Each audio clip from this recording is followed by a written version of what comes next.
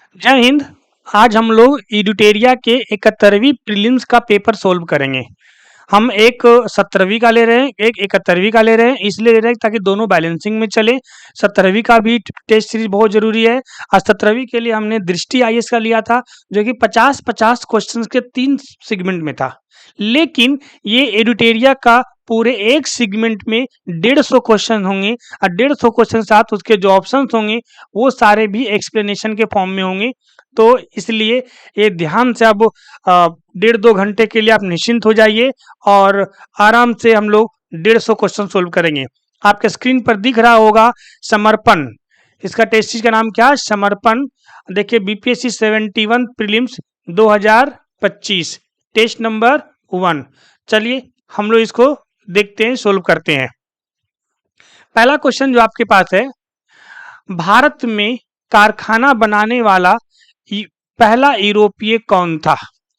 भारत में कारखाना बनाने वाला पहला यूरोपीय कौन था? देखिए वास्को डी गामा जो था ये भारत का खोज किया था। खोज कहने का मतलब समुद्री मार्ग से भारत का रास्ता खोजा था। ठीक है। फ्रांसिस डी अल्मेड़ा, ये फ्रांसिस डी अल्मेड़ा जो था ये बाद में आया था, ये ब्लू वाटर पॉलिसी लाया था, ये बताएंगे। अल्फांसो डी अल्बुकर्क, ये भी बाद में आया था। सबसे पहले जो कारखाना बनाने वाला था उसका नाम था Pedro Alvarez Cabral. Pedro Alvarez Cabral जो था ये मसालों के व्यापार के लिए यात्रा किया था और उन्होंने बातचीत की और कालीकट में कारखाना स्थापित किया, जहां वे सितंबर 1500 में पहुंचे थे और भारत द्वारा ये पहला यूरोपीय कारखाना था। कहाँ कारखाना स्थापित किया था? कालीकट में। कालीकट में, है ना? तो ध्यान रखिएगा, कालीकट। अगला क्वेश्चन, पूर्व में पुर्तगाली शक्ति का वास्तविक संस्थापक किसे कहा जाता है? हाँ, देखिए दो चीजें हैं। एक है भारत का सबसे पहले पुर्तगाली कौन आया था? वास्को डी गामा आया था। वास्को डी गामा चला गया था, उसके बाद जो बहुत सारे आए, लेकिन जो अल्बुकर्क था, अल्बुकर्क जो था इससे अल्मोड़ा के बाद आया था, इसे वास्तविक संस्थापक कहा जाता है। इसके बहुत सारे कारण हैं। इस कारण ये है कि इसने आकर के यहाँ आकर नौसेना बनाया। इसने यहाँ आकर जो राजाओं से जमीन जीतने लगा लड़ाई करके, यहाँ के महिलाओं से विवाह करने के लिए प्रस्ताव किया। कहा कि अगर यहाँ का भारतीय बनना है, भारतीय के साथ व्यापार करना, तो यहाँ की महिलाओं के साथ विवाह करो, अपना जनरेशन आगे को बढ़ाओ। ठीक है। और अल्बुकर्क जो था ये जहाज़ों के लिए परमिट प्रणाली शुरू किया, जहाज का नियंत्रण केंद्र को बनाया, जहाज के निर्माण के लिए खाड़ी और लाल सागर क्षेत्रों में लकड़ी का उपलब्धता को भी पुर्तगालियों ने मदद किया। ठीक। अल्बुकर्क जो था 1510 में बीजापुर के सुल्तान से गोवा को जीत लिया और जीतने के बाद उसने अपना स्थापित किया, जिसके कारण इसे वास्तविक संस्थापक कहा जाता है। अगला सवाल, भारत में पुर्तगाली शक्ति के पतन का कारण कौन नहीं था? कौन नहीं था ये ढूंढना है आपको।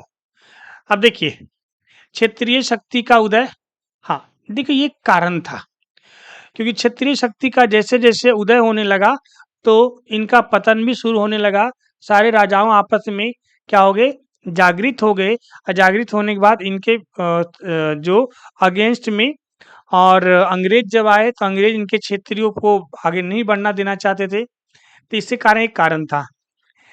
अगला है अनैतिक व्यापार प्रथाएं। हाँ, अनैतिक व्यापार प्रथाएं जो था ना, एक कारण था इसके पतन का। जैसे अब ये बंगाल की खाड़ी को लूट का अड्डा बना दिया था। ये लोग कोई भी जहाज जाता था उससे कार्तिक नामक टैक्स लेता था।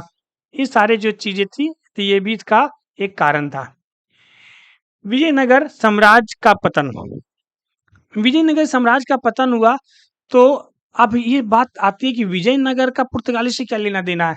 लेना देना था, क्योंकि विजयनगर के पुर्तगालियों के साथ एक अच्छा रिलेशन था, क्योंकि पुर्तगालियों की बंदरगाहों का महत्व कम हो गया। पुर्तगालियों का जो धार्मिक नीति था, जैसे इनका क्या बोलते हैं धार्मिक नीति जैसे था, अ, उसके कारण इसने भय को जन्म दिया। मुसलमानों के प्रति विरोध के अलावा ईसाई धर्म को अपनाने की पुर्तगाली नीति हिंदुओं को नाराज कर दिया। ये सभी कारण था। ठीक है, तो ये भी क्या था, एक कारण था। उत्तरी अमेरिका की खोज, इससे कोई लेना देना नहीं था, ये कारण नहीं था। इसका आंसर क्या आ जाएगा, डी। अगला सवाल, डच फैक्ट्री के स्थापना का कालक्रम बताएं। हाँ, ये थोड़ा सा ध्यान रखिएगा, डच फैक्ट्री के स्थापना कालक्रम। ठीक है, जैसे अब पहला क्या है, मसूलीपट्टनम। मसूलीपट्टनम, अब देखिए मसूलीपट्टनम में इनकी स्थापना कब हुई थी, 1605 में, बिल्कुल सही। सूरत 1616 में, कराईकल 1645 में, कोचीन 1663 में। ये ए बी सी डी करके दिया है जी, A B C D, A B C D. वो ऑप्शन में इन्होंने दिया नहीं है। मसूलीपट्टनम 1605, पुलकित 1610, है ना, तो सूरत में 1616, कराईकल में 1645 और कोचीन में। हाँ, जहां तक लग रहा है हम लोग सही मिला है, ऑप्शन जो इसका फर्स्ट का ए बी सी डी, ये थोड़ा सा ऑप्शन ठीक कर लेंगे। यहाँ पे बी कर लीजिए और यहाँ पे सी कर लीजिए। ठीक है, तब आंसर क्या हो जाएगा इसका, डी आंसर हो जाएगा। अगला सवाल, 1959 की हुगली की लड़ाई में किस यूरोपीय शक्ति की हार हुई थी। 1959 में एक बहुत ही निर्णायक युद्ध हुआ था, जो डचों के बीच हुई थी और अंग्रेजों के बीच हुई थी। इसे तीसरे आंग्ल डच के कारण भी कहा जाता है, क्योंकि सूरत और बॉम्बे की जो नई अंग्रेजी बस्ती था, इस संकट में आ गया था। इसे कारण डच सेनाओं ने बंगाल की खाड़ी में अंग्रेजों के द्वारा घेर लिया गया और अंग्रेजों की कार्रवाई की। इसके कारण 1759 में डचों की हार हुई और बहुत ही करारा हार हुआ था। इसको एक और नाम से जाना जाता है, इसको वेदरा का युद्ध कहते हैं। कौन सा युद्ध, वेदरा का युद्ध कहा जाता है, ध्यान रखिएगा। तो वेदरा के युद्ध में डचों की हार हुई थी और यहीं से डच जो है अपना सब कुछ बेच बाच के भाग गए थे भारत से। अंग्रेजी ईस्ट इंडिया कंपनी को पहला स्वर्ण फरमान किसने जारी किया था। हाँ, सबसे पहला स्वर्ण फरमान किसने जारी किया था, तो गोलकुंडा के अब्दुल्ला कुतुब शाह ने जारी किया था। गोलकुंडा के अब्दुल्ला कुतुब शाह ने जारी किया था, 1632 ईस्वी में जारी किया था गोल्डन फरमान। ठीक है, ध्यान रखिएगा, गोल्डन फरमान, यानी कि गोल्डन फरमान में क्या था कि 500 पैगोडा प्रति वर्ष के भुगतान करेगा अंग्रेज, और गोलकुंडा के बंदरगाह से स्वतंत्र रूप से व्यापार करेगा। ठीक है, अगला सवाल, भारत में सहायक गठबंधन का जनक किसे कहा जाता है। सहायक गठबंधन, सहायक गठबंधन समझते हैं, सहायक नीति। सहायक नीति किसने लाया था, देखिए जनक किसे माना जाता है, आप समझिएगा। जनक माना जाता है डुप्ले को, फ्रांसीसी गवर्नर था ये, डुप्ले था, ये सहायक संधि लाया था। ठीक है, लेकिन सबसे सबसे ज्यादा जो है अंग्रेज इसका फायदा उठाए थे। ठीक है, तो सहायक संधि का जनक किसे कहा जाता है, डुप्ले को। अगला सवाल है, 1667 में सूरत में फ्रांसीसी कारखाना किसने स्थापित किया था। तो 1667 में जो फ्रांसीसी कारखाना था, ये किसने स्थापित किया था, कैरन। किसने किया था, कैरन। सूरत में कैरन ने एक फ्रांसीसी कारखाना स्थापित किया था, जिसके लिए भारत का उन्होंने अभियान किया और आगे जाकर के गोलकुंडा के सुल्तान से पेटेंट प्राप्त करना। 1669 में मसूलीपट्टनम में एक और फ्रांसीसी कारखाना स्थापित किया और इस तरह से 1673 में बंगाल के मुगल शाइस्ता खान से चंद्रनगर में एक समझौता स्थापित किया और टाउनशिप स्थापित करने की अनुमति मांगा। ये किसने मांगा था, फ्रांसीसियों ने मांगा था। ठीक है, अगला सवाल, निम्नलिखित पुस्तकों और लेखकों का मिलान करें। ठीक है, आइए पुस्तक और लेखक का मिलान करते हैं। इंडियन कनकर्ड, इंडियन कनकर्ड के लेखक थे जॉन विलियम्स। कौन थे? John Williams. Army of the Indian Mughals, इसके थे William Irvine. William Irvine. The एरेगियन सिस्टम ऑफ मुगल इंडियन, इसके लेखक कौन थे? ये सिडनी ओवेन था। तो थर्ड का क्या हो जाएगा? थर्ड हो जाएगा। ठीक है। The fall of the Mughal empire, fall of the Mughal empire लेखक कौन थे? इरफान हबीब। तो फर्स्ट का बी, सेकेंड का ए, हाँ इसका आंसर हो जाएगा सी। अगला सवाल, मकतब क्या था? हम ध्यान समझिएगा, मकतब क्या था? तो मकतब क्या था? एक शैक्षणिक स्थान हुआ करता था। 18वीं सदी में जो शिक्षा दी जाती थी वो उस समय क्या था कि पारंपरिक शिक्षा थी। तो जो पश्चिमी में तेजी से विकास हो से मेल नहीं खा रहे थे, क्योंकि पश्चिमी का शिक्षा कुछ अलग था और यहाँ का शिक्षा कुछ अलग था। तो ज्ञान, साहित्य, कानून, धर्म, दर्शन ही तक ही सीमित था। ठीक है। तो इसलिए जो अंग्रेज लोग थे उन्होंने एक शिक्षा व्यवस्था का वो किया जिसमें पश्चिमी शिक्षा दिया जाना था। हिंदू और मुसलमान प्राथमिक विद्यालयों में पाठशाला और मकतब कहा जाता था। यानी कि हिंदू को जो प्राथमिक विद्यालय था उसको पाठशाला कहते थे, और मुसलमान की जो प्राथमिक शिक्षा था, प्राथमिक विद्यालय था, उसको क्या कहते थे? मकतब। क्या कहते थे? मकतब। नाम से लग रहा है ना उर्दू है ना। सूची 1 कला एवं संस्कृति, सूची 2 कलाकार से मिलान करें। तो सूची 1 को मिलान करिए सूची 2 के साथ। देखिए, बड़ा इमामबाड़ा, ये आपको पता है। बड़ा इमामबाड़ा कहाँ है? लखनऊ में। कहाँ है? लखनऊ में। इसने किसने बनाया था? आसफ उद दौला। किसने बनाया था? आसफ उद दौला। खगोलीय वेधशाला, खगोलीय वेधशाला जो है ये जयपुर में सवाई राजा जय सिंह ने बनाया था। हीर रांझा, हीर रांझा, हीर रांझा, हीर रांझा जो है ये वारिस शाह इन्होंने बनाया था। शाह रो रिसलो, ये शाह अब्दुल लतीफ। तो ये बी सी डी किस में मैच कर रहा है? ऑप्शन नंबर डी में मैच कर रहा है। ठीक है। नेक्स्ट क्वेश्चन पे चलते हैं हम लोग। गवर्नर जनरल को उनकी नियुक्तियों के आरोही क्रम में व्यवस्थित करें। यानी कौन सा गवर्नर जनरल पहले नियुक्त हुआ था? ठीक है। आइए, तो सबसे पहले किसने नियुक्त हुआ था? गवर्नर जनरल है ना, सर जॉन शोर। ये 1793 से लेके 1798 तक रहा था। सबसे पहले ये रहा था। ठीक है। 1793 से लेके 1798 तक। उसके बाद लॉर्ड हेस्टिंग, यानी पहला नंबर पर ये है, जो जो पहला नंबर पे ऑलरेडी है। अरे भाई साहब, ये पहला नंबर पे है, ये दूसरा नंबर पर है। ठीक है, ये पहला नंबर पर है, ये दूसरा नंबर पर है।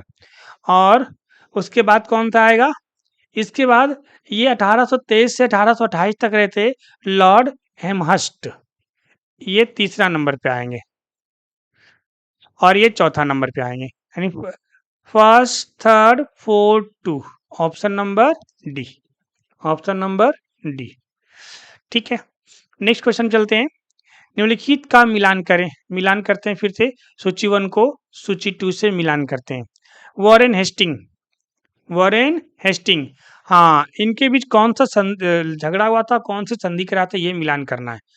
तो वॉरेन हेस्टिंग के समय में देखिए सालबाई की संधि हुई थी। जो मराठों का युद्ध हुआ था 1782 में, वो उस समय सालबाई की संधि हुआ था। लॉर्ड विलियम बेटिंग, ये राजा रणजीत सिंह के साथ मित्रता किया था इन्होंने। तो दूसरा का डी। लॉस वेलेजली, बसीन की संधि बहुत इंपॉर्टेंट है, ध्यान रखिएगा। बसीन की संधि, बसीन की संधि किसके साथ हुआ था? मराठों के साथ हुआ था। और लॉर्ड हेस्टिंग किसके साथ हुआ था? सिंधिया के साथ संधि हुआ था 1817 में। अच्छा, ये जो मिलान करने वाला है ना, ये ध्यान रखिए, कभी कभी सब तो नहीं पूछेंगे, एक आध पूछेंगे उससे, तो ध्यान रखना।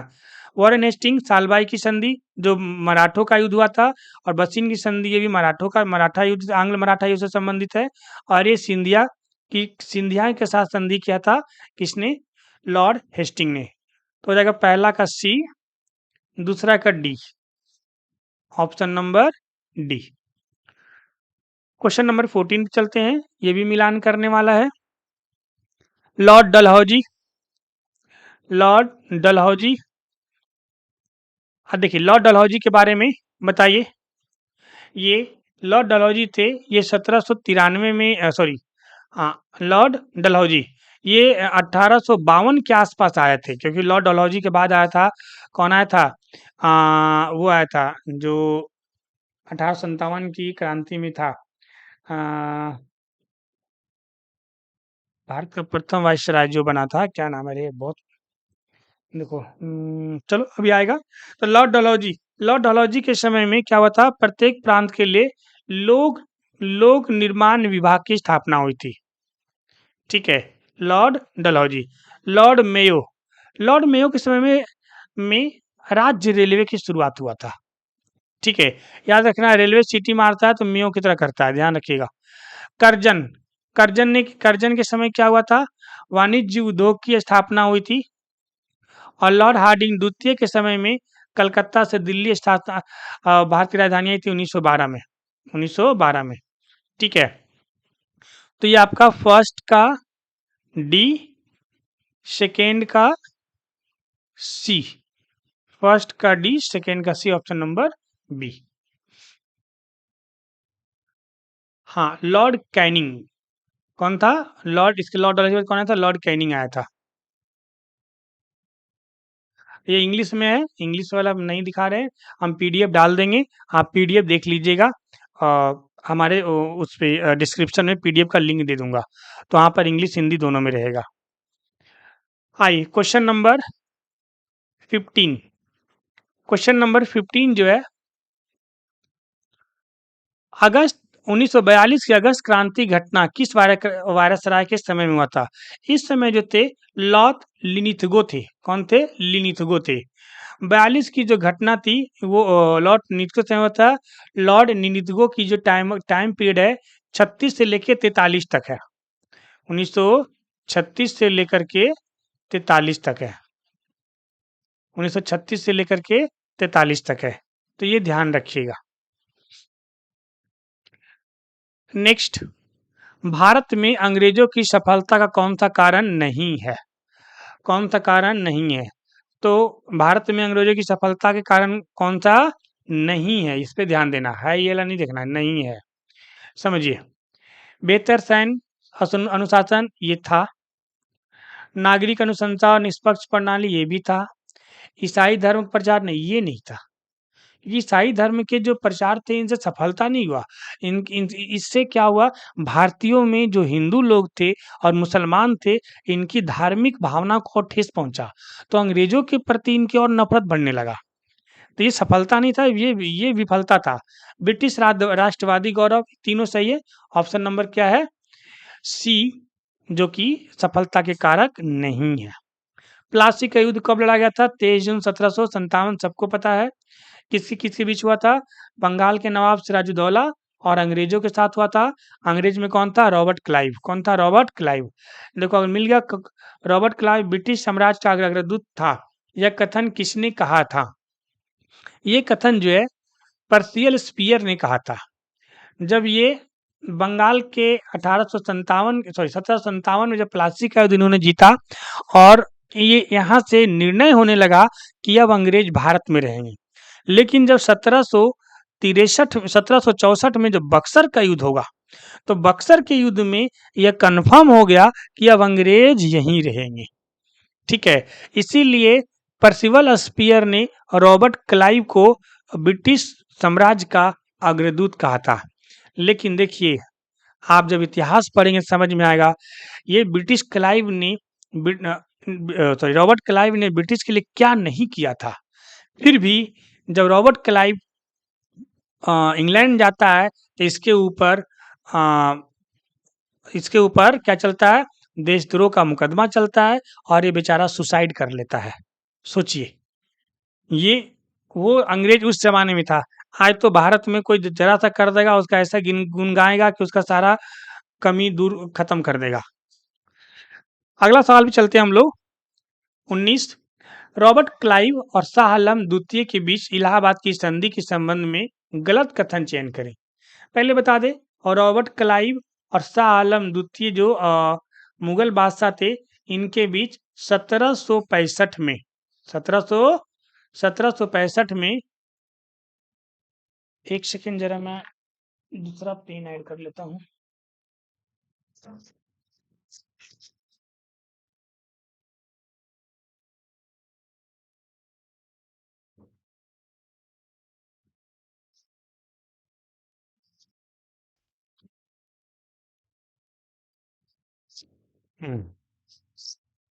1765 में किनके किनके बीच हुआ था?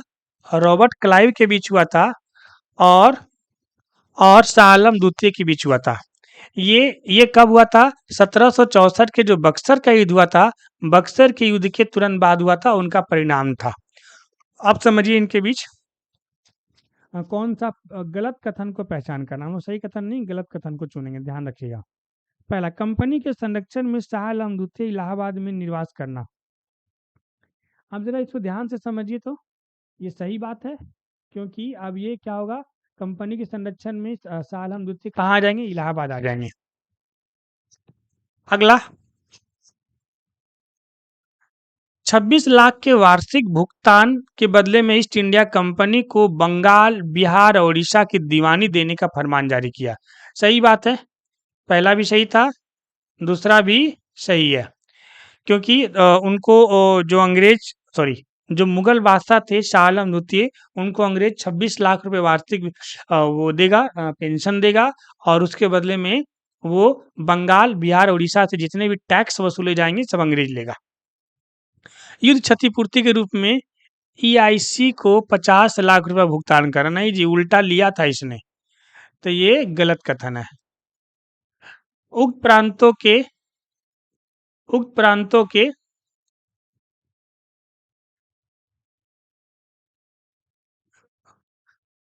उक्त प्रांतों के निजामत कार्यों के बदले में कंपनी को 53 लाख रुपए का प्रावधान था। हाँ, सही था। यानी कि ऑप्शन नंबर सी जो है, कथन 3 जो है, ये गलत है। ये क्या है? गलत कथन है।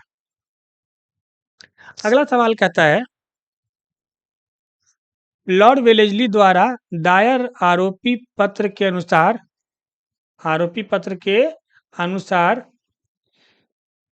टीपू सुल्तान ने निम्नलिखित में से किस स्थान पर दूत नहीं भेजे थे? टीपू सुल्तान चाइना में नहीं भेजा था, इसको चाइना से ज्यादा मतलब नहीं होता था, बाकी सब जगह भेजा था।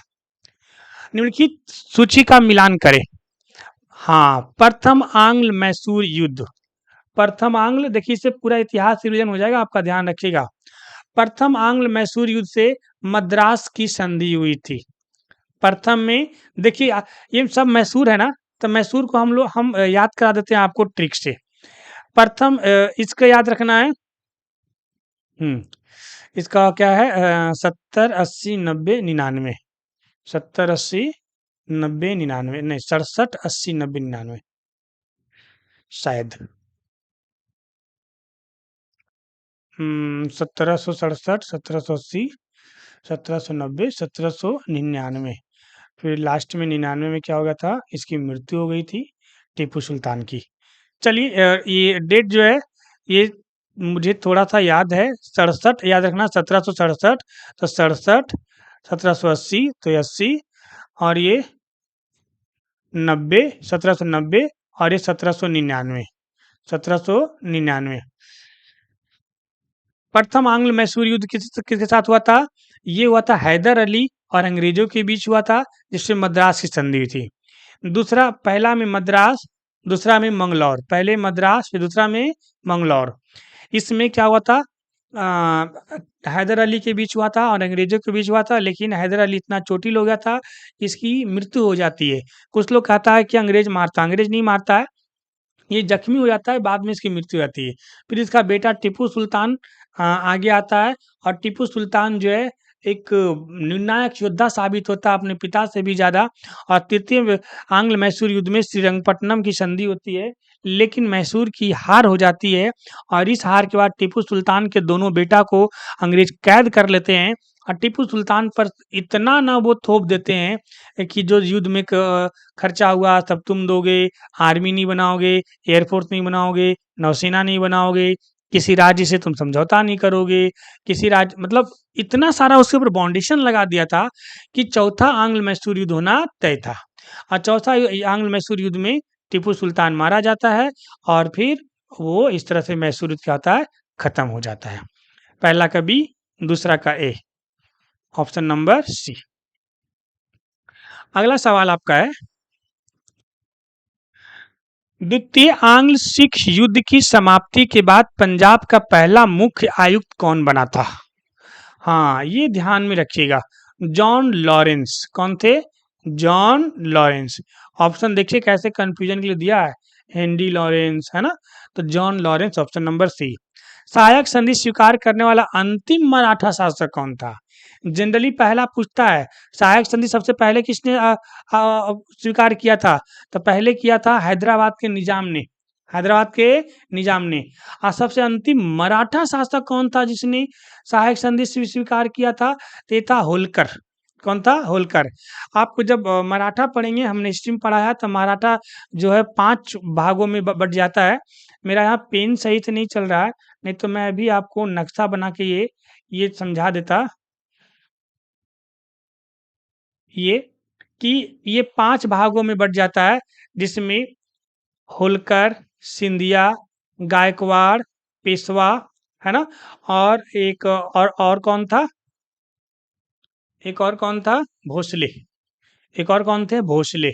ठीक है, तो ये 5 भागों में बट जाता है, तो ये ध्यान रखिएगा। तो ये सबसे अंतिम कौन थे? होलकर थे। अहिल्याबाई होलकर, आप नाम सुने हो कहाँ? इंदौर में। तो इंदौर के कौन थे? होलकर थे। व्यापक के सिद्धांत के माध्यम से विलय के बारे में कालानुक्रम का व्यवस्थित करें। देखिए, व्याप्तता का सिद्धांत किसने दिया था? लॉर्ड डलहौजी ने दिया था, 1854 से 56 में दिया था। इसके तहत ये कहा गया था कि जिस राज्य का कोई वारिस नहीं होगा, कोई बेटा नहीं होगा, अगर वो राजा की मृत्यु हो जाती है तो उसको राज्य को अंग्रेजों के राज्य में मिला लिया जाएगा। तो ये था व्यापक का सिद्धांत। किसने दिया था? लॉर्ड डलहौजी ने दिया था। 1848 से 56 के बीच तक लॉर्ड डलहौजी रहा था और उसी ने इसने सिद्धांत को दिया था। इसने सबसे पहले सतारा को हड़पा था। सतारा इसमें नहीं है, कोई बात नहीं, हम यहाँ पे लिख देते हैं। सबसे पहले नागपुर में किसको? सतारा। सबसे पहले सतारा, ठीक है। उसके बाद सतारा को 1848 में, उसके बाद संबलपुर। तो पहला नंबर पे ये, दूसरा नंबर पर ये संबलपुर, ठीक है। तीसरा नंबर पर संबल और जैतूर एक ही साथ हुआ था। तीसरे नंबर पे बाघोट। तो ये पहला तो इसमें ऑप्शन नहीं है, तो ये हो गया पहला एक तरह से, ये हो गया दूसरा हो गया, और तीसरा में आएगा उदयपुर, और चौथा में आएगा झांसी, और सबसे लास्ट में लगाया था किस पे? अवध पर, और उससे पहले नागपुर। तो तीसरा में और चौथा में नागपुर। 2 ऑप्शन मेन इंपॉर्टेंट नहीं है, एक सतारा नहीं है और एक झांसी नहीं है, ध्यान रखिएगा। तो झांसी को नागपुर से पहले 1853 में हड़पा था, 1854 में नागपुर को, और लास्ट में 1856 में अवध को। इसीलिए 1857 की क्रांति में झांसी, अवध सब कूद पड़ा था। तो ये हो गया पहला, दूसरा, तीसरा और ये चौथा, है ना? तो ऑप्शन नंबर लगातार है जी, सी, है ना? चलिए आगे चलते हैं हम लोग। अरे ससुर, लो अगला है, यांडूब की संधि किससे संबंधित है? यांडूब की संधि किससे संबंधित है? तो प्रथम एंग्लो वर्मा युद्ध जो हुआ था, ये इसमें यांडूब की संधि हुई थी। ये 1824 से 1826 के बीच हुआ था और ये बर्मा के साथ पहला युद्ध था। जब 19वीं सदी के शुरुआत में दशकों में बर्मा का पश्चिम की ओर विस्तार और आराकान और मणिपुर पर कब्जा था तथा असम और ब्रह्मपुत्र घाटी पर खतरा पैदा होने के कारण बंगाल और बर्मा के बीच स्पष्ट सीमा का लगातार घर्षण हुआ। मई 1824 में ब्रिटेन ने क्या किया, रंगून पर कब्जा कर लिया और इतना मारा कि 72 किलोमीटर अंदर तक घुस गया। तभी 1826 में क्या हुआ, यांडूब की संधि के साथ ये शांति स्थापना हुई। अगला, गर्वित रिजर्व नीति किससे संबंधित है? ये गर्वित रिजर्व नीति लॉर्ड लिटन ने दिया था। लॉर्ड लिटन का जो गर्वित रिजर्व नीति था, ये बेंजामिन इजराइली के तहत रूढ़िवादी सरकार का एक, ठीक है, जब बना था 1876 में वायसराय बना था लिटन, तब उन्होंने गर्वित रिजर्व की एक नई विदेश नीति लाया था जिसका उद्देश्य था कि वैज्ञानिक सीमाएं बनाना और प्रभाव क्षेत्रों को सुरक्षित करना। ठीक है, तो इसलिए लिटन कहता था कि अफगानिस्तान के साथ संबंध को अब अस्पष्ट नहीं जोड़ा जा सकता है, तो इसलिए उन्होंने क्या लाया था, गर्वित रिजर्व की नीति लाया था। अंग्रेजों के खिलाफ हथियार उठने वाला पहला आदिवासी नेता कौन था? उठाने वाला, सॉरी। हाँ, अंग्रेजों के खिलाफ जो पहला हथियार उठाने वाला आदिवासी नेता था, उसका नाम था तिलक मांझी। क्या था? तिलक मांझी। जो आप सुने होंगे, संथाल परगना में एक वो संथाली थे और संथाल परगना में बहुत बड़ा विद्रोह हुआ, जिसमें सबसे पहले इन्होंने हथियार उठाया था किसके खिलाफ? अंग्रेजों के खिलाफ, तिलक मांझी। 28, अगला सवाल, निम्नलिखित का मिलान करें, जनजातीय विद्रोह और नेता। चलिए मिलान करिए भाई लोग। संथाल, अभी आपको बताएं संथाल का कौन थे? तिलक मांझी। ठीक है। पहाड़िया जनजाति विद्रोह का नेता था राजा जगन्नाथ। देखो, जगन्नाथ बाबा कहाँ रहते हैं? पहाड़ पर रहते हैं, याद रखना। चुआर दुर्जन सिंह, चुहार से याद रखना, चुहार। हाँ, चूहा, चूहा बहुत ही दुर्जन होता है ना, जल्दी पकड़ाता नहीं है। भूमिज गंगा नारायण सिंह, यानी गंगा का पानी जब बढ़ता है तो भूमि को भी क्या कर लेता है? दहा लेता है, याद रखिएगा। तो B C D A, option number A, 28 का ए। 29, रिक्त स्थान को भरे। तांतिया भील एक आदिवासी नेता थे जिन्हें लोक, लोकप्रिय के रूप में क्या नाम से जाना जाता था? भारतीय रॉबिन हुड। ये जो तांतिया भील था ना, ये वर्तमान समय में मध्य प्रदेश के क्षेत्र में है। जो भील लोग हैं, रेलवे ट्रैक बिछाने जैसे ठीक है कारणों से नाराज हो गए थे और ये अलग जगह विस्थापित होना पड़ा था, इसलिए गुजरात और मध्य प्रदेश में ये जो था, इनके नेता एक विद्रोह हुआ था। इस विद्रोह में जो इनका आदिवासी नेता थे तांतिया भील, जिनको भारतीय रॉबिन हुड कहा जाता है। मारिया विद्रोह का मुख्य कारण क्या था? मारिया विद्रोह, तो मारिया विद्रोह का जो मुख्य कारण जो था ना, अस्थायी बंदोबस्त नहीं, कोई दिक्कत नहीं था इसको, क्योंकि इससे कोई दिक्कों की नियुक्ति, इससे भी कोई मतलब नहीं था। ठीक है। अंग्रेजों द्वारा दोषपूर्ण पुलिस और प्रशासनिक व्यवस्था, इससे भी कोई दिक्कत नहीं था। ये रीति रिवाजों में पारंपरिक हस्तक्षेप से बहुत बड़ी दिक्कत थी इनको। क्यों?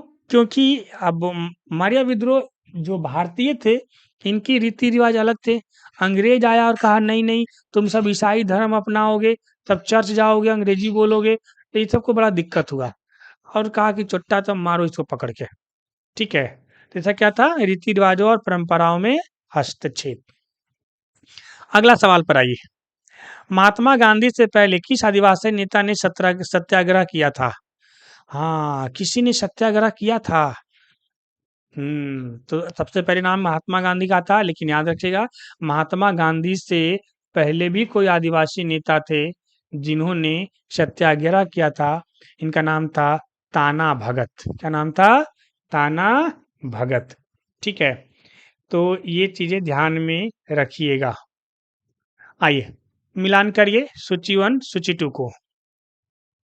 ये जो कुंवर सिंह, अच्छा इसका मतलब ये 1857 की क्रांति में कौन कहाँ से नेतृत्व किया था?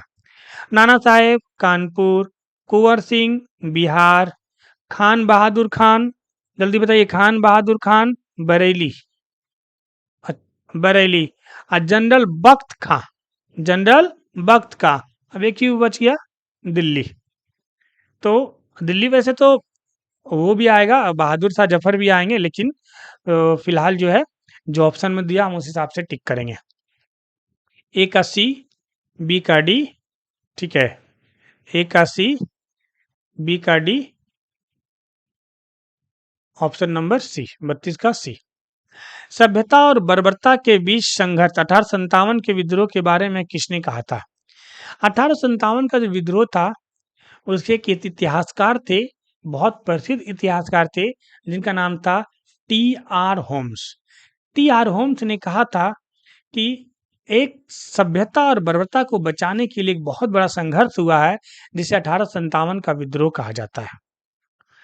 अगला सवाल, गलत युग्म को पहचाने, यानी किस इनमें से 4 जो है में 3 सही मिला हुआ है और एक जो है गलत मिला हुआ है, उस गलत को पहचानना है।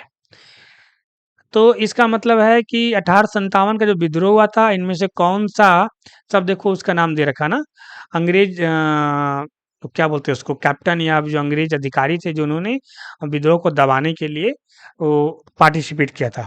तो दिल्ली, दिल्ली से कौन था, जल्दी बताइए। लेफ्टिनेंट हार्डिसन, सही है, लेफ्टिनेंट हार्डिसन। और कौन था? जॉन निकोलसन, जॉन निकोलसन, याद रखिएगा। कानपुर, सर कैंपबेल, ये भी सही है। कानपुर से कौन कौन थे? सर कैंपबेल और व्हीलर। बनारस, नहीं जी, बनारस से था जेम्स नील, ये गलत है। बनारस से जेम्स नील था, ये नहीं था। Jhansi, sir colonel Hugh Rose. इसके बारे में बहुत अच्छा बात मिलता है। जब आप बीपीएससी मेंस का आंसर राइटिंग लिखेंगे और खासकर निबंध लिखेंगे, उस समय यहाँ पे आता है कर्नल हीरोज जब झांसी की रानी को जब युद्ध हुआ था उसको मारा था, तब कर्नल हीरोज ने कहा था कि मुझे पूरे युद्ध में एक ही मर्दाना दिखा था, यानी एक ही जेंट्स दिखा था, वो थी झांसी की रानी। बाकी सब के सब मुझे पता ही नहीं नपुंसक था कौन था, लेकिन मुझे एक ही जेंट्स दिखा था। तो बहुत अच्छा वक्तव्य दिया था। तो इसका आंसर क्या हो जाएगा? 3, ऑप्शन नंबर सी। सिपाही वास्तव में एक वर्दीधारी किसान था जिनकी चेतना ग्रामीण आबादी से अलग नहीं थी। सेना ने अपनी शिकायतों के अलावा अन्य शिकायतों की व्यक्त की और आंदोलन सेना से परे फैल गया। यह कथन किसने दिया था? यह कथन किसने दिया था? यह कथन जो था भारत के एक बहुत बढ़िया इतिहासकार जिनका नाम था एस गोपाल, ये इन्होंने ही दिया था। आधुनिक भारत की पहली महिला स्कूल शिक्षिका कौन थी? हाँ, ये बहुत बार पूछा गया है, ध्यान रखिएगा। सावित्री फूले, ज्योतिबा फूले की बीवी जो थी, पहली महिला शिक्षिका थी आधुनिक भारत की। भारतीय स्त्री महामंडल की स्थापना किसने किया था? बहुत बार पूछा जाता है। भारतीय स्त्री महामंडल की स्थापना किसने किया था? ये बहुत बार पूछा जाता है, याद रखिएगा। महामंडल सरला देवी चौधरानी, सरला देवी चौधरानी, यही चौधरानी जो होगी यही महामंडल होगी, है ना? तो ध्यान रखिएगा। किसने नारा गढ़ा था, एक धर्म एक जाति एक ईश्वर? एक धर्म एक जाति एक ईश्वर, ये कहा था श्री नारायण गुरु ने कहा था, श्री नारायण गुरु ने कहा था। देखो अगर ये सबको डिस्क्रिप्शन भी अगर आप अच्छे से समझेंगे ना तो टाइम बहुत ज़्यादा लग जाएगा। हमें लगता है कि आपको कहीं ज़्यादा टाइम में बोरिंग ना हो जाए, इसलिए मैं डिस्क्रिप्शन ज़्यादा नहीं डालता हूँ। अगर आप कहेंगे, कमेंट करेंगे कि डिस्क्रिप्शन भी डालने के लिए, तो मैं पूरा डिस्क्राइब करूँगा। जैसे अभी कुछ-कुछ करता हूँ, कुछ-कुछ नहीं करता हूँ, मैं सारे क्वेश्चन को डिस्क्राइब कर सकता हूँ। समझिए। सूची 1, सूची 2। महान बंगाल अकाल। हाँ, बंगाल में एक बहुत बड़ी महान अकाल पड़ी थी। ये कब पड़ी थी? ये पड़ा था आपको 1770 में। उसी समय जब अंग्रेजों ने बंगाल और बिहार की दीवानी टैक्स वसूलने के लिए जिम्मा ले लिया, इतना टैक्स वसूला कि बिहार बंगाल में बहुत भयानक क्या हो गया, क्या हुआ? अकाल पड़ गया। चालीसा अकाल। चालीसा अकाल जो है वो 1782 से 84 के बीच हुआ था। ठीक है। ये दिल्ली दिल्ली, पश्चिमी अवध, पूर्वी पंजाब, राजपूताना और कश्मीर के क्षेत्र में 11 मिलियन मौत हुआ था, बहुत सारे लोग मरे थे। और इसमें लगभग 10 लाख लोग, 10 मिलियन लोग मौत मरे थे। यानी कि 10 मिलियन समझ रहे हैं? 1 करोड़ आदमी मरा था। 1 मिलियन में 10 लाख होते हैं। आइए, अभी आपका उड़ीसा अकाल। उड़ीसा अकाल 1866। ये सब तो लाइने से मिला हुआ जी। A B C D. Option number A. आइए, अगला अगला सवाल मिलान करना है। अकाल आयोग। अकाल आयोग 1990 में बना था। इनके किसके देखरेख में ये बना था? Sir A P McDonnell. Sir A P McDonnell. अकाल आयोग मैकडोनल। क्योंकि जब अकाल पड़ेगी तो डोनेट किया जाएगा। तो डोनेट करो, पैसा डोनेट करो अकाल में, है ना? तो मैकडोनल। भारतीय अकाल आयोग। ये पूरा अकाल आयोग था। ये भारतीय अकाल आयोग 1880 में जो हुआ था। ये जॉन स्ट्रेची। John stretchy. जब भारत में अकाल पड़ेगा तो टेंशन होगा, यानी स्ट्रेच होगा माइंड में, है ना? उड़ीसा अकाल आयोग। उड़ीसा का अकाल आयोग कैंपबेल। कौन थे? कैंपबेल। और जांच समिति कर्नल बेयर स्मिथ। पहला कवि, दूसरा का A, option number D. Next question है, रिक्त स्थानों की पूर्ति विकल्प में दिए गए उचित शब्द के आधार पर कीजिए। भारत का पहला समाचार पत्र था जो जेम्स अगस्टस हिक्की द्वारा 1780 में प्रकाशित हुआ था। तो इसका नाम था कलकत्ता जनरल एडवर्टाइजर, जो जेम्स हिक्की के द्वारा सबसे पहले 1780 में प्रकाशित हुआ था। तो ध्यान रखिएगा इसको। अगला सवाल है, भारतीय समाचार पत्रों के मुक्तिदाता के रूप में कौन प्रसिद्ध है? भारतीय समाचार पत्रों के मुक्तिदाता के रूप में कौन प्रसिद्ध है? देखिए, समाचार पत्रों के बारे में ऐसा कहा जाता है ना कि उनको मुक्त किया था कि आप जो है ये आपके ऊपर कोई प्रतिबंध नहीं लगाएगा। ये कौन थे? Charles Metcalfe.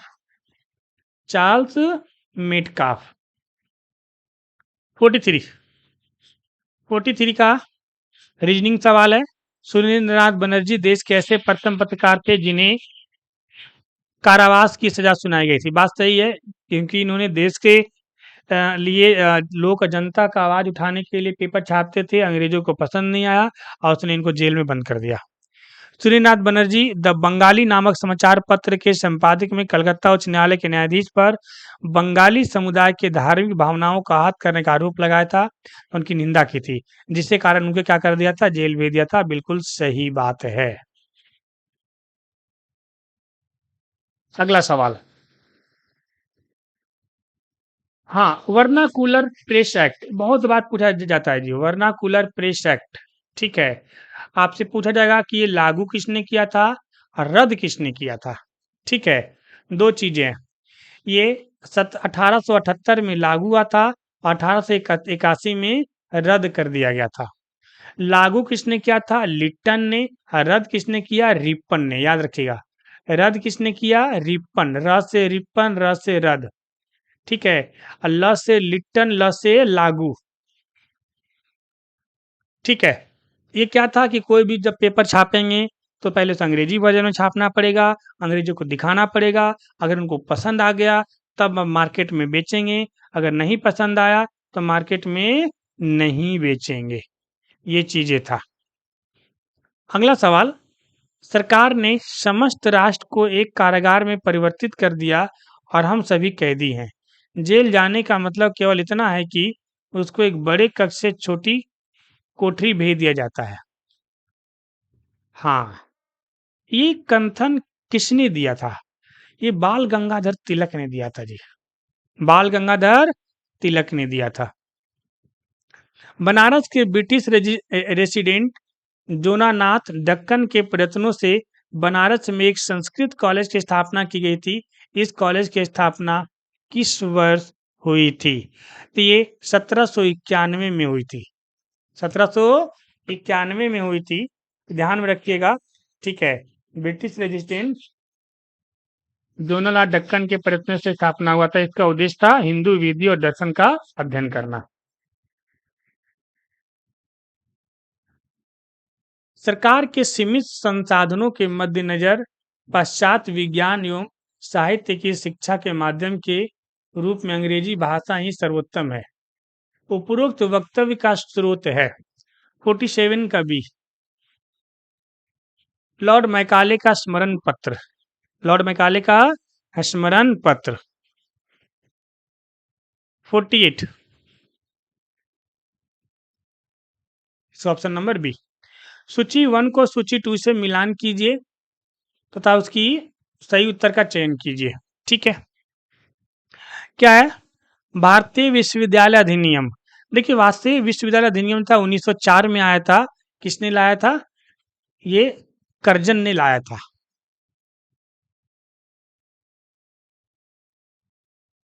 हंटर शिक्षा आयोग। हंटर शिक्षा आयोग ये 1882 से 83 में आया था। चार्ल्स वुड्स डिस्पैच ये 1854 में आया था। अंग्रेजी शिक्षा का यहीं से वो हुआ। सैडलर विश्वविद्यालय आयोग 1917 में बनी थी। ध्यान रखिएगा, ये चारों के चारों बहुत इंपॉर्टेंट है। फर्स्ट का ए, सेकेंड का 4, है ना? चार्ल्स वुड डिस्पैच 1854 में।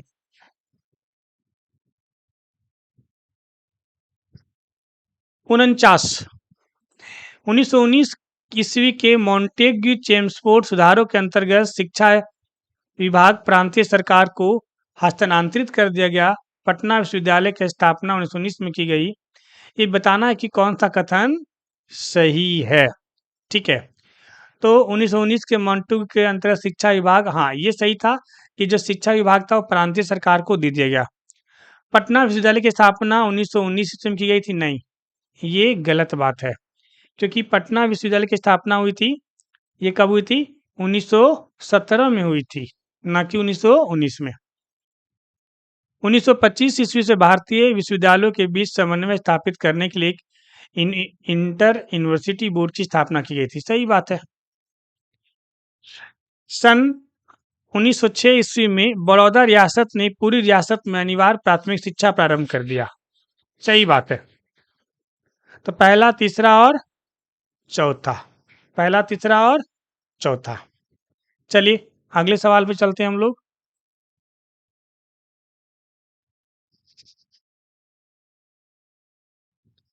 शिक्षा संबंधित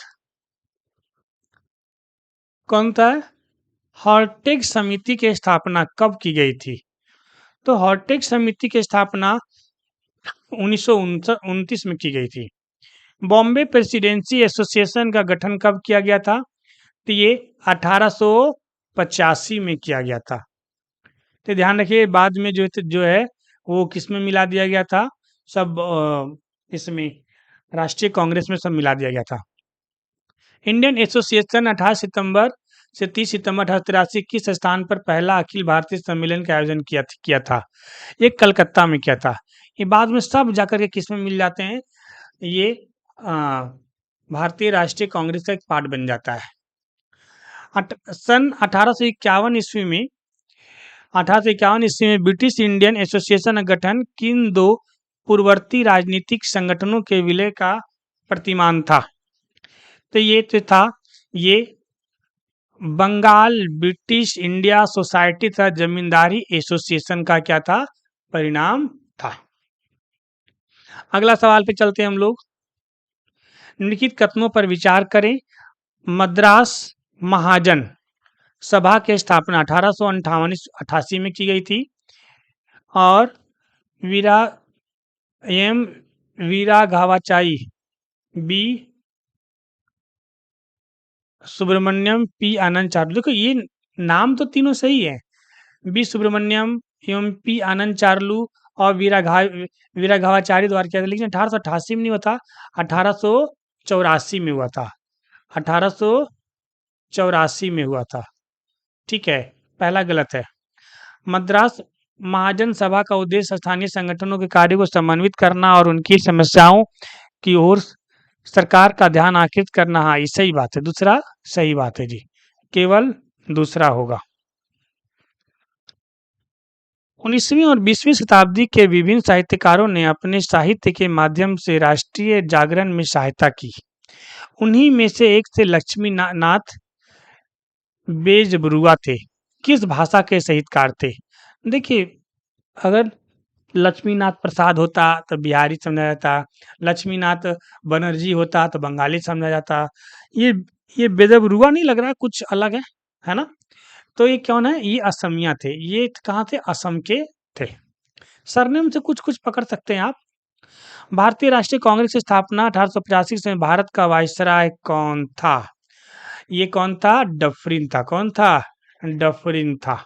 तो ध्यान रखिएगा, यहाँ से सवाल बहुत ज्यादा आने के चांसेस हैं, तो ये सब ध्यान रखिएगा। सॉरी, ये क्वेश्चन जो है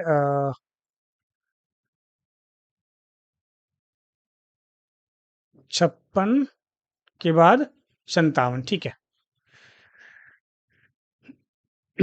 कथन 1 और कथन कारण के विचारों तथा नीचे दिए गए विकल्प के साथ उसके चयन कीजिए। 57 जो है, भारतीय राष्ट्रीय कांग्रेस की प्रारंभिक राष्ट्रवादी नेताओं ने कानून के दायरे में रहकर हिंसक और संवैधानिक प्रदर्शनों के आधार पर अपनी नीति को क्रियान्वय किया। बात सही है, क्योंकि शुरुआत के 20 साल को इसीलिए भिक्षा का काल कहा जाता है, क्योंकि इनको लगा था कि अंग्रेज लोग बहुत अच्छे हैं, हमारा जो स्थापना कर रहे हैं ये, लेकिन अंग्रेजों की मंशा कुछ और थी राष्ट्रीय कांग्रेस की स्थापना करना। उनका मंशा था कि जब ये कोई भी मांग होगा तो बोलेंगे राष्ट्रीय कांग्रेस से मांगो, राष्ट्रीय कांग्रेस के मामला को हम अपने पास लेने में 10-15 साल लटका देंगे और फिर कहेंगे ठीक है हम ब्रिटिश क्राउन भेज रहे हैं, जब वहां भेजेंगे 10-15 साल वहां अटक जाएगा, उस मामले खत्म हो जाएगा।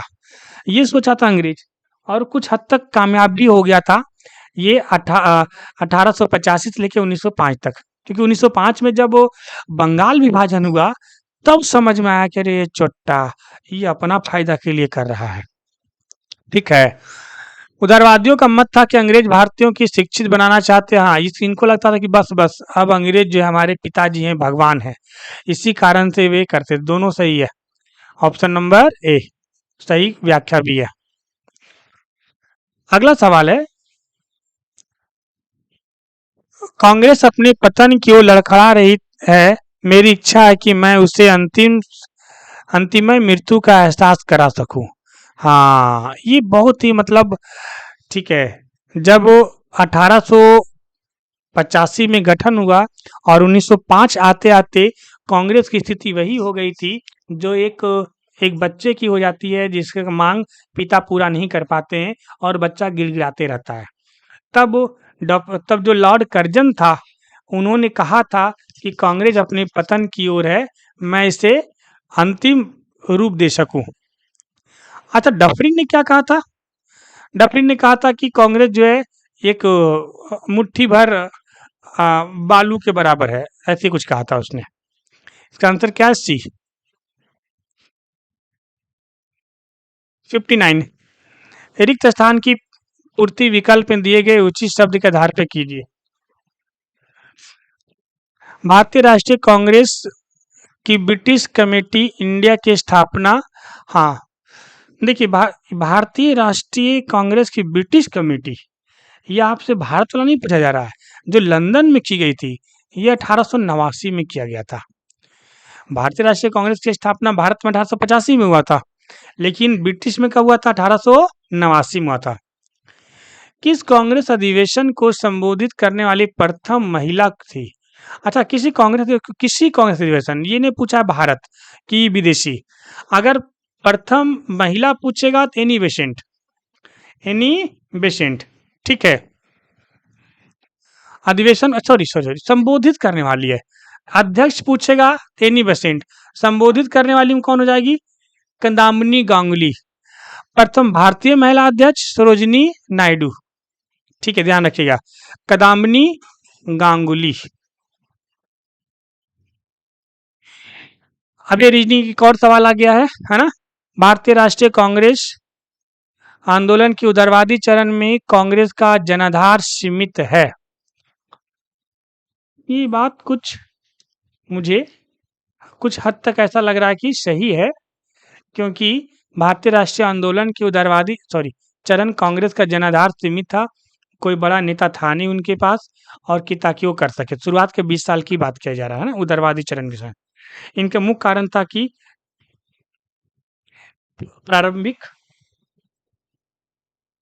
इनका मुख्य कारण यही था कि जो प्रारंभिक राष्ट्रवादी जनसाधारण प्रति ज्यादा विश्वास नहीं था। बात सही है कि जनसाधारण ज्यादा प्रति विश्वास नहीं था, कोई वैसा नेता नहीं था कि मामला को आगे ले जा सके, तो लोग जो इनका ज्यादा साथ नहीं देते थे।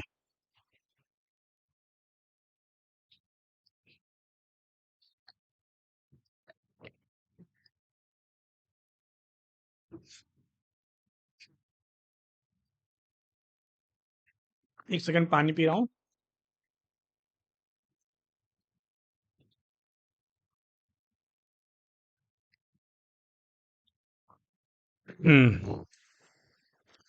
अगला सवाल 62, निम्नलिखित में से कौन सा उपागम प्रारंभिक राष्ट्रवादी उपागम के अंतर्गत शामिल नहीं किया जा सकता था? ठीक है, संवैधानिक दायरे में रहकर प्रदर्शन एवं सभाएं करना, ये शामिल नहीं किया जा सकता था। ये था, स्टार्टिंग में यही था कि जो एकदम लिमिट में रहना है, क्या बोलना, एकदम ज़्यादा कुछ नहीं बोलना। भारतीय राजनीतिक शिक्षा देना, भारतीयों को राजनीतिक शिक्षा देना, सही बात है। भारत से ब्रिटेन की राजनीतिक संबंध ये समाप्त नहीं कर, यही था, ये नहीं किया जा सकता था। भारत के पक्ष में जनमत का निर्माण करना, हाँ ये सही बात है। इसका आंसर क्या हो जाएगा? इसका आंसर हो जाएगा डी, सॉरी, इसका आंसर सी। इसका आंसर क्या होगा? सी। अगला सवाल, कांग्रेस की स्थापना से जुड़ा प्रकाश संवाहक सिद्धांत का प्रतिपादक किन्होंने दिया था? तो ये गोपाल कृष्ण गोखले ने दिया था। गोपाल कृष्ण गोखले ने दिया था, क्योंकि कांग्रेस की स्थापना से जुड़े अनेक प्रकार के सिद्धांत थे जिन्होंने प्रतिपादित किए थे, ठीक है। उनमें से एक था सिद्धांत प्रकाश संवाहक सिद्धांत था, ठीक है, जिसको तड़ित चालक सिद्धांत भी कहा जाता है। इसको दूसरा किस नाम जानते हैं? तड़ित चालक सिद्धांत, ध्यान रखिएगा। इस सिद्धांत का प्रतिपादन किसने किया था? गोपाल कृष्ण गोखले ने किया था। उन्होंने कहा था कि अंग्रेज के सहयोग के कांग्रेस की स्थापना नहीं की जा सकती है, इसलिए कांग्रेस की स्थापना के लिए एओ ह्यूम नामक ब्रिटिश अधिकारी का सहारा लिया गया था, ठीक है, क्योंकि बिना अंग्रेज नहीं चाहेंगे तो स्थापना नहीं होगा। किस वायसराय ने भारतीय राष्ट्रीय कांग्रेस की राष्ट्रद्रोहियों को संस्था कहकर संबोधित किया था? ठीक है, कौन था वो चमचा था अंग्रेज का जो भारतीय राष्ट्रीय कांग्रेस के राष्ट्रद्रोहियों की संस्था कह के पुकारता भारतीय राष्ट्रीय कांग्रेस को? जरा जल्दी से बताइए, ये कौन था? यही चोट्टा था, डफरिन। कौन था? डफरिन था।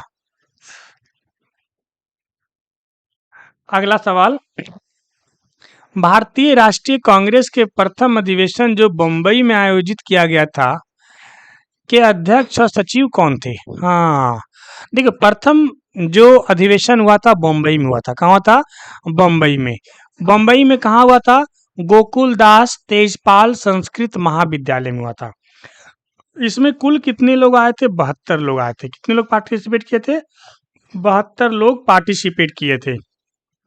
इनके अध्यक्ष कौन थे? डब्ल्यू.सी. बनर्जी, सुरेंद्र नाथ, सॉरी सॉरी उमेश चंद्र बनर्जी, पहला नहीं। कौन थे? उमेश चंद्र बनर्जी, उमेश चंद्र बनर्जी और A O. Hume, A O. Hume, W C. Banerjee और ए.ओ. ह्यूम। अगला है, भारत में उग्र राष्ट्रवाद के उदय के कारण का क्या कारण माना जाता है? भारत में उग्र राष्ट्रवाद के उदय के क्या कारण माने जा सकते हैं? अब देखिए, उग्र राष्ट्रवाद के कारण क्या माना जा सकता है? बढ़ते हुए पश्चिमीकरण के विरुद्ध असंतोष, सही बात है। उदारवादियों की उपलब्धियों से असंतोष, सही बात है। वायसराय कर्जन के प्रतिवादी नीतियां, सही बात है। यानी इनमें से सब सही है, इनमें से सभी सही है। निम्नलिखित वैश्विक घटनाओं पर विचार कीजिए। बोवर का युद्ध, बोवर का युद्ध, ठीक है। यानी कौन सी घटना पहले हुआ था, कौन सा घटना बाद में था, सही काला को अनुक्रम सजाना है। तो देखिए, सबसे पहले जो हुआ था, इथोपिया द्वारा इटली की सेनाओं का अपमानजनक पराजय, ये 1896 में हुआ था। 1896 में हुआ था, ठीक है। जापान द्वारा रूस की पराजय, ये 1905 में हुआ था। कब हुआ था? 1905 में हुआ था। हम डिटेल लिख दे रहे हैं तो आप सब समझ जाएंगे। बोवर के युद्ध जो हुआ था, ये 1902 में हुआ था। 1902 में खत्म हुआ था। 1899 से 1902 में खत्म हुआ था, तो 1902 कह सकते हैं इसको हम लोग, है ना। तो बताइए कैसे कैसे होगा? 3-1-2, ऑप्शन नंबर सी।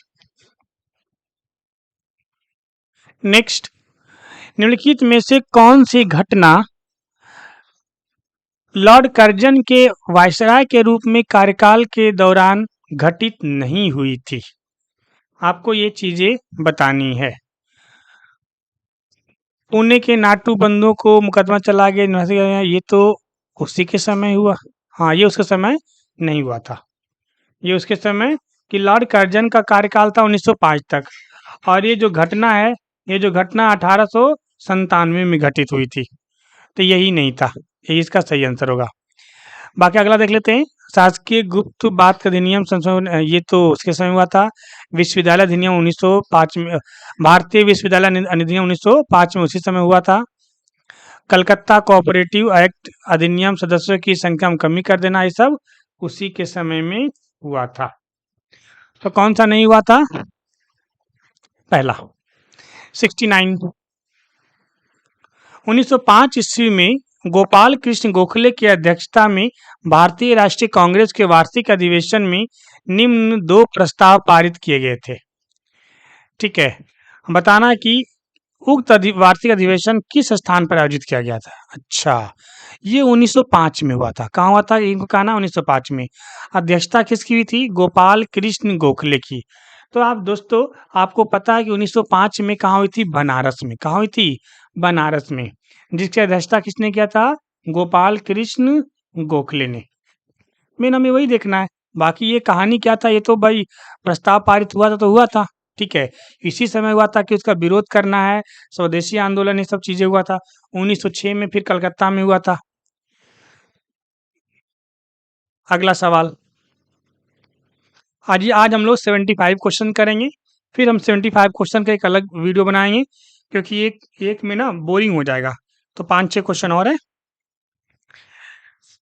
सूची 1 बंगाल विभाजन के विरोध का क्षेत्र, सूची 2 नेतृत्व। समझिए, दिल्ली दिल्ली में बंगाल विभाजन का विरोध का नेतृत्व कौन कर रहे थे?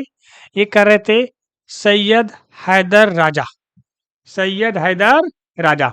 पंजाब में हमारे लाला जी कर रहे थे, है ना। पूना बॉम्बे में ये बंगाल, ये हमारे बीजी, सॉरी, बाल गंगाधर तिलक जी कर रहे थे, है ना। और मद्रास में चिदम्बरम पिल्लई, नाम से ही लग रहा है ना, चेन्नई का नाम है ये, है ना। तो इसका आंसर क्या हो जाएगा? इसका आंसर हो जाएगा 4, 3, 2, 1, ऑप्शन नंबर बी। कांग्रेस ने अपने किस वार्षिक अधिवेशन में स्वराज की प्राप्ति को अपना मुख्य लक्ष्य घोषित किया था? हाँ, कांग्रेस ने अपना किस अधिवेशन में स्वराज की प्राप्ति का मुख्य अधिवेशन घोषित किया था? तो ये था 22वां अधिवेशन, है ना, स्वराज की प्राप्ति। तो 22वां अधिवेशन कहाँ हुआ था? कौन बताएगा? 22वां अधिवेशन 1906 में कलकत्ता में हुआ था। अभी हम बता रहे थे, है ना। 1905 में कहा? बनारस में। और 1906 में हुआ था कलकत्ता में। 1906 में कहाँ हुआ था? कलकत्ता में। कलकत्ता में हुआ था। इसकी अध्यक्षता किसने किया था? दादा भाई नौरोजी, ग्रैंड ओल्ड मैन, दादा भाई नौरोजी। उग्र राष्ट्रवादियों द्वारा स्वदेशी संगम नामक समिति का गठन किस प्रांत में किया गया था? तो ये था तमिलनाडु में। ठीक है। स्वदेशी आंदोलन के दौरान राष्ट्रीय शिक्षा कार्यक्रम के अंतर्गत अगस्त 1906 में बंगाल नेशनल कॉलेज की स्थापना की गई थी। इस कॉलेज के प्रथम अध्यक्ष और प्रधानाचार्य कौन बनाए गए थे? ठीक है। बंगाल नेशनल कॉलेज की स्थापना हुई थी क्योंकि जब 1905 में बंगाल विभाजन हुआ तो बहुत ज़्यादा से बंगाल विभाजन का बहिष्कार हुआ। बहिष्कार इतना हुआ कि जो छात्र जो थे वो सब स्कूल छोड़ दिए और भारतीयों ने कहा हम अपना स्कूल कॉलेज की स्थापना करेंगे। इसमें राष्ट्रीय स्कूल और कॉलेज की स्थापना की गई। इसी क्रम में जो अगस्त 1906 में था, बंगाल नेशनल कॉलेज की स्थापना किया गया। तो रास बिहारी घोष जो थे इनके प्रथम अध्यक्ष थे, है ना। तो यानी कि अध्यक्ष कौन थे? रास बिहारी घोष। रास बिहारी घोष, दो ऑप्शन है। और इनके प्रधानाचार्य कौन बनाया था? अरविंद घोष। ध्यान रखिएगा, एक रास बिहारी बोस है और एक रास बिहारी घोष है। तो रास बिहारी घोष जो थे ये प्रथम अध्यक्ष थे। आगे चल के 1907 में जब सूरत अधिवेशन होगा तो उसकी अध्यक्षता कौन करेंगे? रास बिहारी घोष करेंगे। और इसी समय कांग्रेस विभाजन होगा। सॉरी, गरम दल और नरम दल का क्या हो जाएगा? विभाजन हो जाएगा। ठीक है, ध्यान रखिएगा। अगला सवाल है, India society of oriental art की स्थापना कब हुई थी? तो ये 1907 में हुई थी। इस सेशन के लास्ट क्वेश्चन हम डाल रहे हैं कि अगले सेशन में बाकी के 75 क्वेश्चन डालेंगे, है ना। निम्नलिखित घटनाओं को कालानुक्रम में व्यवस्थित कीजिए तथा उसके आधार पर अपना उत्तर दीजिए। समझिए, पहले हम सबका देख लेते हैं फिर अपना ऑटोमेटिक अरेंज हो जाएगा। श्यामजी वर्मा द्वारा इंडिया हाउस की स्थापना, ये लंदन में हुआ था। ये 1905 में हुआ था। ये 1905 में हुआ था। खुदीराम बोस और प्रफुल्ल चाकी द्वारा बिहार के मुजफ्फरपुर जिले में जज पर बम फेंका था। जज को मारने की कोशिश किया गया था। ये कब हुआ था? 1908 में हुआ था। 1908 में हुआ था। युगांतर नामक साप्ताहिक पत्रिका ये 1906 में स्टार्टिंग हुआ था। 1906 में स्टार्टिंग को ये प्रारंभ हुआ था। अनंत कोनरे द्वारा नासिक जिले के मजिस्ट्रेट जैक्सन की हत्या ये 1909 में हुआ था। देख रहे हम लाइन से दिया है। तो 5, पहला 1, पहला, तीसरा, दूसरा, चौथा, पहला, तीसरा, दूसरा, चौथा, ऑप्शन नंबर बी। ठीक है, हम जल्द मिलते हैं अगले सेशन में। ध्यान रखिएगा और हमें बताइएगा कैसा लगा। जय हिंद।